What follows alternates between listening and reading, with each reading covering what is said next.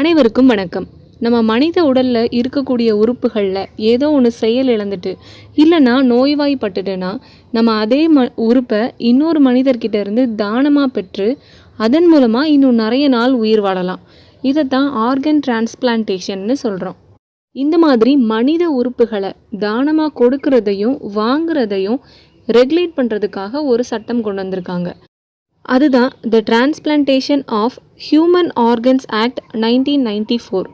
இந்த சட்டத்தில் மொத்தம் 25 செக்ஷன்ஸ் இருக்குது. இந்த 25 செக்ஷன்ஸ்லேயும் ஒரு மனிதரோட உடல்ல இருந்து ஒரு உறுப்பை ரிமூவ் பண்ணுறது, அப்படி எடுத்ததுக்கு அப்புறமா அந்த உறுப்பை ப்ரிசர்வ் பண்ணி ஸ்டோர் பண்ணுறது, அதுக்கப்புறமா இன்னொரு மனிதருக்கு அதை டிரான்ஸ்பிளான்ட் பண்ணுறது, இதுக்கான ரூல்ஸ் அண்ட் ரெகுலேஷன்ஸை சொல்லியிருக்காங்க.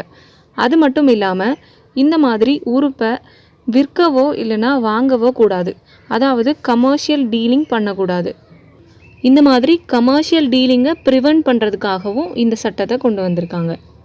இந்த சட்டத்தின் பிரிவுகளின்படி ஒருத்தர் இறந்ததுக்கு அப்புறம் மட்டும் இல்லாமல் உயிரோடு இருக்கும்போதே கூட அவரோட உடல் உறுப்புகளை தானம் பண்ண முடியும். நம்மளோட ஹார்ட்டு, பிரெயின் இந்த மாதிரி முக்கியமான உறுப்புகளை தானம் பண்ண முடியலைனாலும் கிட்னி, லிவர் இந்த மாதிரி உறுப்புகளை நம்ம உயிரோடு இருக்கும்போதே தானம் பண்ணலாம். இந்த மாதிரி உயிரோடு இருக்கும்போதே தானம் பண்ணுறது தான் நம்ம லைவ் டிரான்ஸ்பிளான்ட்னு சொல்கிறோம். அடுத்ததாக இறந்ததுக்கு அப்புறமா தானம் பண்ணுறது. நம்ம இறந்ததுக்கு அப்புறமா நம்மளோட உடல் உறுப்புகள் மண்ணோடு மண்ணாக வீணாக போயிடக்கூடாது நம்ம நினச்சோன்னா நம்ம உயிரோடு இருக்கும்போதே நம்ம உடல் உறுப்புகளை தானம் பண்ண விரும்புகிறோங்கிறத தெரியப்படுத்திடணும். நம்ம உயிரோடு இருக்கும்போதே நம்ம ஒரு டோனாருங்கிறத பதிவு பண்ணிட்டோன்னா நம்ம இறப்புக்கு பின்னாடி சர்டிஃபைட் டாக்டர்ஸ் நம்மளோட உடல் உறுப்புகளை எடுத்து தேவையான நபர்களுக்கு டிரான்ஸ்பிளான்ட் பண்ணிடுவாங்க. சப்போஸ் நம்மளோட இறப்பு பிரெயின் டெத் மூலமாக, அதாவது மூளை சாவு மூலமாக ஏற்பட்டிருந்ததுன்னா அதை ஒரு குரூப் ஆஃப் டாக்டர்ஸ் சர்டிஃபை பண்ணணும். இவங்க மூளை சாவால் தான் இறந்துருக்காங்க அப்படிங்கிற ஒரு சர்டிஃபிகேட்டை அப்டெயின் பண்ணி தான் நம்மளோட உடல் உறுப்புகளை தானம் பண்ண முடியும். சப்போஸ் நம்மளோட உடல் உறுப்புகளை தானம் பண்ண விரும்புகிறோமா இல்லையா அப்படிங்கிறத தெரியப்படுத்தாமலே இறந்துட்டோன்னா கூட நம்மளோட டெட் பாடி யார்கிட்ட இருக்கோ, நம்மளோட நெருங்கிய உறவினராக இருக்கலாம், இல்லைன்னா ஃப்ரெண்ட்ஸாக இருக்கலாம், யார்கிட்ட இருக்கோ அவங்களுக்கு நம்மளோட உடல் உறுப்புகளை தானம் பண்ணுறதுக்கான அத்தாரிட்டி இருக்குது.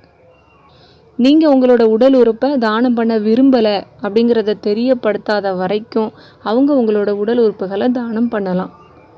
அடுத்ததாக அன்கிளைம்டு டெட் பாடிஸ், அதாவது ஹாஸ்பிட்டல், ப்ரிசன் இந்த மாதிரி இடங்களில் யாராவது இறந்துருப்பாங்க.